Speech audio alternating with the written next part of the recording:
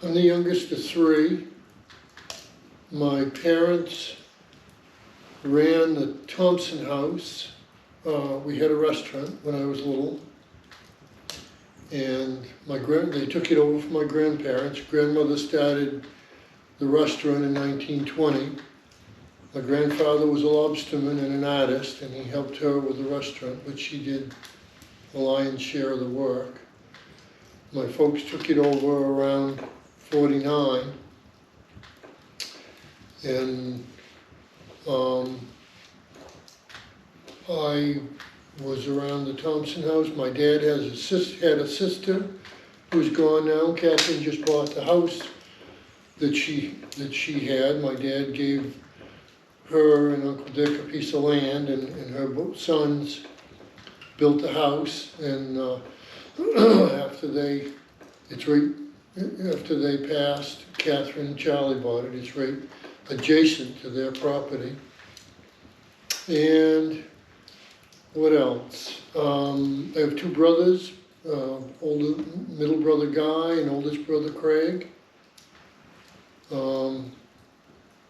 Craig was the wild one, wildest one. This is a good example, huh? Yeah. I spent a lot of time with Craig as a young boy. Oh, tell us about tipping birches. We used to climb small birches, and birches will, you can bend them down. And so we did that, and I climbed one that was too big to bend down. And Craig had the saw handy, so he cut it off while I was at the top. So I came down the hard way. I wasn't too crazy about that. I didn't do much more of that. Did Grandma find out about it? I don't think so. Grandpa was an artist. He was instrumental. He and Sime Blaisdell and Parker Gamage and they started the Pemaquid artists down at the Point. I don't give his name. Hmm? That was Guy. Guy Halley Thompson was his name. He went to the Boston School of Art, I believe. I may be wrong about this, but I think around 1910. And we have his paintings. I don't think I have one in here, but we have them around the house. 2 or 3 in every cottage. And some in every cottage, and he sold a lot of paintings.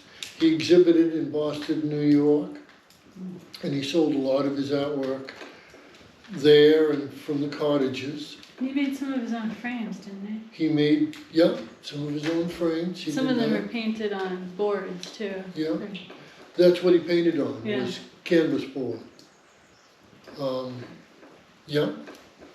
Dad dug clams, and Mother and Grandpa caught lobsters for the restaurant when I was a kid.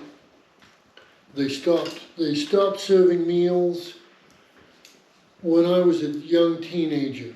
Dad had enough cottages that they could make a living, and having a restaurant, really a 3-month of the year restaurant it didn't sustain them. And Grandma's doing a lot of the baking, right? Mother did the baking, a lot of the cooking. She was up at 4 every morning baking. She baked a dozen pies and batch of donuts and loaves of bread every day.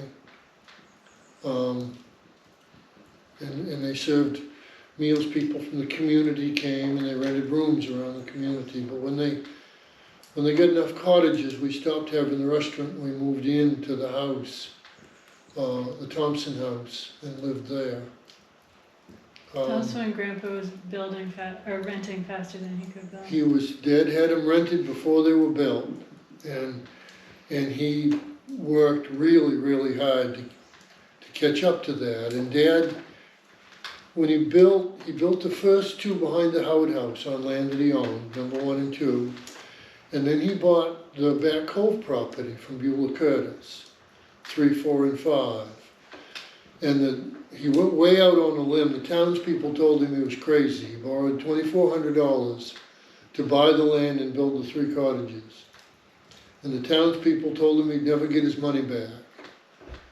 But it turned out to be an insightful thing and a good business. He bought more land over on the ocean and built another 15 over there. And that was wilderness then, right? There was not much over there. Yeah, but people loved it. And my folks became quite wealthy from that. My dad invested a lot, every cent he could get in the First National Bank stock. And he became one of the major owner in the First National Bank by the time he was older. But they worked very hard. My folks worked very, very hard, and we lobstered. And remember, Mother used to make cinnamon buns when I was a kid for the restaurant, and she'd make them Sundays.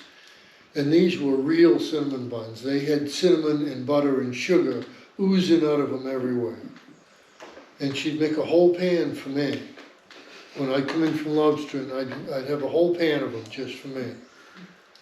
And I loved that. And later in life, I tried making them, and I asked Mom for the recipe, and she gave me the recipe, and I made them. And I ate the whole pan, and what she neglected to tell me was they were supposed to rise. They were supposed to make either 2 or 3 pans, and they rose in my stomach, and I never did that again.